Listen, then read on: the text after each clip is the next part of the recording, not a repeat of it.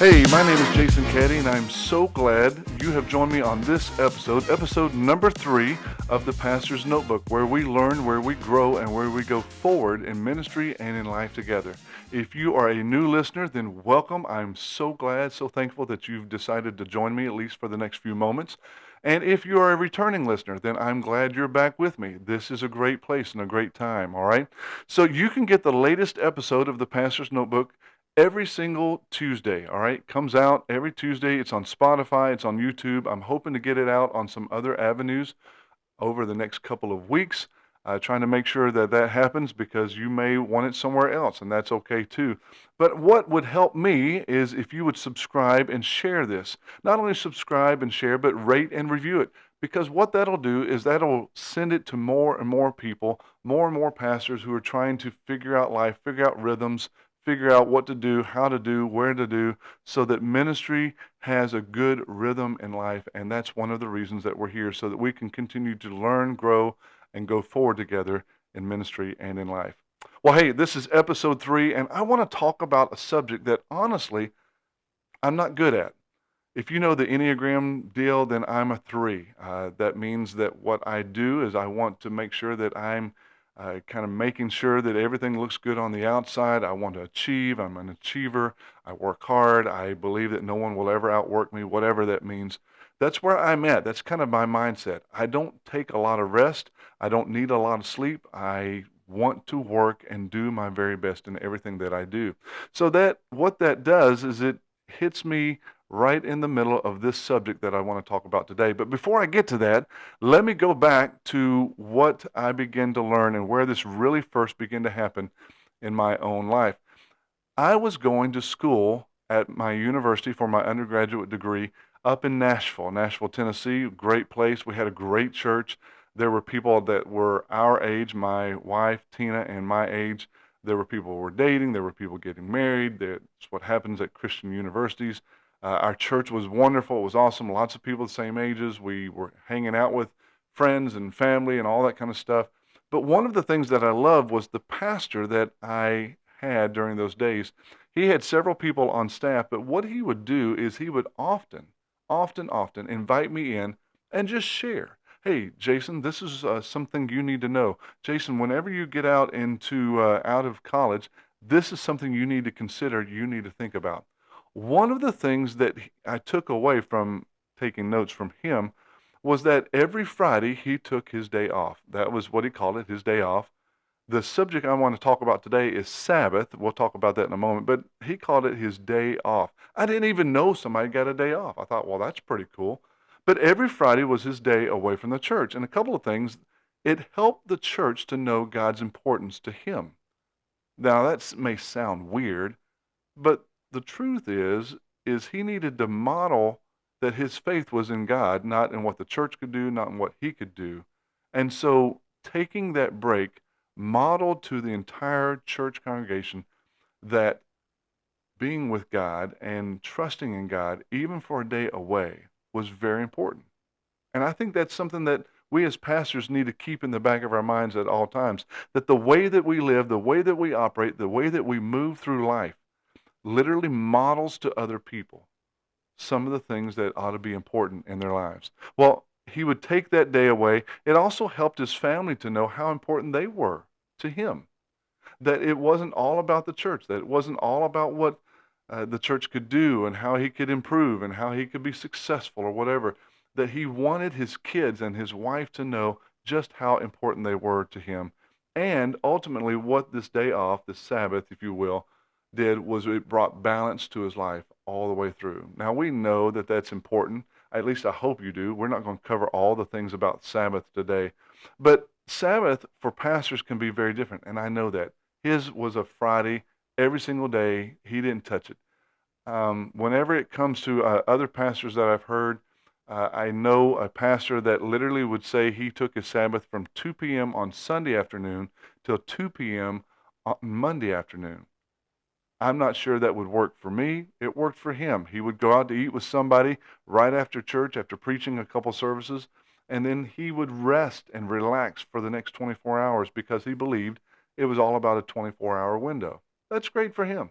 For me, for years, it was always Monday. Monday was my day off. Monday was my Sabbath. Monday was the time that I got away from the church. If you asked my kids whenever they were little, and I'm talking little, they knew it as DDO day. That was Daddy's day off. That was the day off that they knew they could have my full attention and that I would be able to just connect with them and hang out with them. We would do chores around the house, but we would also play and goof off and whatever it meant. It was my day to let them know how important they were to me. Other people have discovered other rhythms. My current rhythm is to take Fridays off. That can get difficult. That can get hard. We'll talk about that a little bit more as we move through this episode. So, taking the Sabbath, let's go back to that because taking the Sabbath can be very, very beneficial for pastors. Not only do I believe we are commanded, if you want to use that word, or encouraged or inspired or whatever, however you want to do it. I know it's in the Ten Commandments to remember the Sabbath day to keep it holy. But it's not because God says, I want you to trust me and you better, and if you don't, then off with your heads or something like that, right? This is his way of caring for us. This is his way of saying, listen, you don't have to fear loss. You don't have to get anxious. You can begin to learn and know that I am God in every aspect of life and that you can trust me. And so for this episode, let me just make sure we understand that Sabbaths, as we talk about them, are these regular breaks away from the demands of ministry. Now, people use different words. Today I'm using Sabbath, but you could talk about weekly Sabbaths. You could talk about quarterly prayer retreats. You could talk about yearly planning retreats. You could talk about vacations. Whichever way you want to do it, there are those moments where what we must do as pastors is break the rhythm of the routine in order to remind ourselves who we are. And that who we are not human doings, but we're human beings. We need to be reminded of where our hope and our strength come from. That's just the top part of understanding what Sabbath is all about, all right? So let me give you three benefits, just three real quick. They're not like the all-encompassing kind. These are three that just kind of hit me as I was working through this and preparing for today. The first one is there's always the idea for spiritual renewal, right? A Sabbath allows pastors to reconnect with God on a personal level. So often, what we're doing is we're making sure we're taking care of the administrative tasks. We're trying to make sure that we study so that we're ready to preach or whatever it is. But a regular Sabbath for a pastor provides time for prayer where we can say, God, I'm going to pray for not just the needs of my church, but for me to reconnect, right, on this personal level.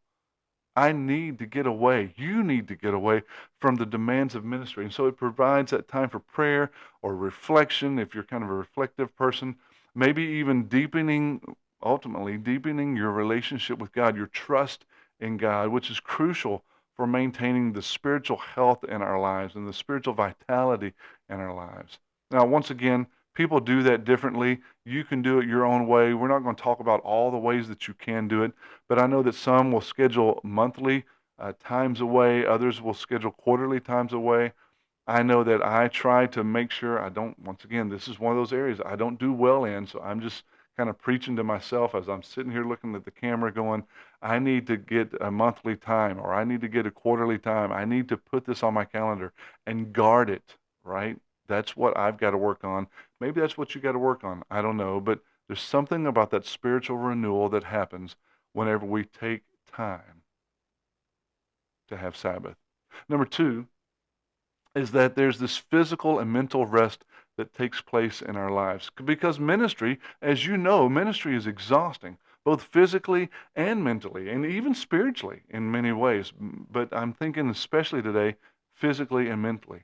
Honestly, you can see in the background some beach chairs there on the beach and the waves moving through because of the wind or whatever. This week was a vacation for me and Tina and our two youngest. We got away. We honestly spent so much time on the beach. I told Tina a couple of times, I said, I feel like one of those pancakes at where's it called? At Cracker Barrel. And if you've never had a pancake Cracker Barrel, they're the best. Like they're perfect, but just right around the edges, they are crispy. I said, that's what I feel like, is right around the edges, I'm feeling a little crispy. But it was so nice to be sitting out there watching the waves and the dolphins and all the things we were able to see and spend time with family playing cornhole, all that stuff. Usually right around Wednesday of any other vacation, I am like chomping at the bit. I told you I love to work. I'm chomping. I'm ready to go home. I'm ready to get things done. But this week I looked at my wife and I said, I'm not ready to go home. Now, we came home and Sunday morning I was up early. We didn't go to church here. We went to another church. We joined our own church online, all that stuff. But it took me a while. And honestly, the truth is, I didn't know how exhausted I really was. It took me all week. That's not normal for me. That may sound weird. I love to work so much. This was one of those moments. And a Sabbath, a vacation, offers a much needed break to rest and recharge and prevent burnout, right? It gives pastors the opportunity, like us, you and I, to care for our well-being and our family's well-being, to ensure that we have the energy and even the clarity of our thoughts and our minds to lead effectively. So I would encourage you to make sure you take a weekly Sabbath. As I told you earlier, every Friday I take time away. Now, ministry seems like it just continues on no matter what, and there are moments where I call or I go visit or we connect, whatever it is I got to do. But take your weekly Sabbaths and make sure you take your vacation time. Whenever I was first starting, I remember as I got started in youth ministry, I loved vacation. And then I got into the lead pastorate, and I told my dad one time, I said, Dad, it gets hard to take all my vacation. He said, I know, Jason, I know. Whenever the more responsibilities you have, the more hard it is, the harder it is to take that time away. But you need it. Take that time. Weekly Sabbaths, vacation time, you need it more than you realize. Finally, number three, right? We got spiritual renewal, physical and mental rest, but number three is improved leadership and effectiveness. And that's just always kind of at the forefront of my mind. Regularly taking those Sabbaths, those vacation times, those times away helps you to stay focused and maintain I would say, a healthy perspective on your work, on a healthy perspective on the things you've got to do. By stepping away from your duties and your responsibilities, you come back with these fresh insights and renewed energy, and there's this clearer vision of ministry, and you're able to make better decisions and provide better leadership because you've taken time to kind of let that mind and your heart decompress just a little bit. So maybe for you, I've already mentioned a couple of things for the others. Maybe for you, that's just a time to get away, a planning retreat, right? Take time to plan. Get away, spend time in prayer, have your notebook ready, be able to jot down some notes, whatever God's speaking to you, whatever, but come back. Get away from the regular routines and come back ready to go. Those benefits, these three, are for you. God provided them. God cares for you. It's not that God says, I want this in order for you to follow it, and that's the whole reason, just for busy work. God loves you, and He wants to care for you. And one of the ways that He cares is to say, take time, be still, and know that I am God. These moments will impact you, they will impact your family, and honestly, they will serve the church for the long haul, for the better. All right? So here are your notes. How are you taking Sabbath time? Are you consistent? Inconsistent? What do you need to do better at? You got three areas. Spiritual renewal. When's the last time you spent quality and quantity time with God? Not just kind of saying, Lord, thanks for the food and help that person as I run to meet that person, but literally taking time to connect with God. Have you done that lately? Maybe you need to schedule it. How about physical and mental rest? Do you have time away scheduled? I know for me, I schedule my time at the beginning of the year, right? Hey, this is when I'm taking my vacation. I often move it around because of different rhythms of the life of the church, but I want my wife, I want my kids, I want the people of the church to know how important it is that I invest in them, my family, and that I invest in me. And even it also makes things better and easier to plan for the rest of the church. And finally, number three, improved leadership and effectiveness. You know, it's hard to hear God in the middle of the noise that's around us. There's so much. If Jesus needed to get away to some quiet place, then how about you? And so maybe for you, it's just making sure that you plan some time to get away and plan. Now, some of you, I can almost hear it. And I don't want to take up a whole lot of time, but some of you may be going, well, Jason, my church would never let me do all of that. That's so much time away. If I get 3 weeks of vacation and then I take a monthly prayer retreat and I take a quarterly getaway time and I do a yearly planning thing, my church would never go for that. Well, here's one way to handle that. Number one, pick one thing and focus on it for the rest of 24. And maybe it's just planning and taking your vacation time in 2025, maybe in November of 24, then what you do is you begin to plan out. I'm going to have one planning retreat to add to my time of vacation. And then in 26, and you start to slowly implement it. Because if you try and do everything all at once, it gets hard anyway. So take some time to slowly do that. Add it in. I'm telling you, when your church watches you, they will appreciate it and they'll encourage it that much more. Well, hey, this is episode 3, and I'm glad that you've tuned in to the Pastor's Notebook. I hope and I pray that this episode on Sabbath is giving you some kind of perspective on a pastor's life that maybe you really hadn't thought about before, that you've never really considered before. And I'm hoping that it causes you and I to grow and even give some steps forward for the sake of our spiritual walks and those spiritual walking around us, right? And so remember that the next episode will come out next Tuesday. It'll be on Spotify, YouTube. Once again, I'm working on some other places. Please make sure that you subscribe, that you share, that you review, that you rate this so that we can all learn, grow, and go forward together in ministry and life. My name is Jason Caddy. I'm just glad to be a part of it all. And always, always know you are loved. Take care.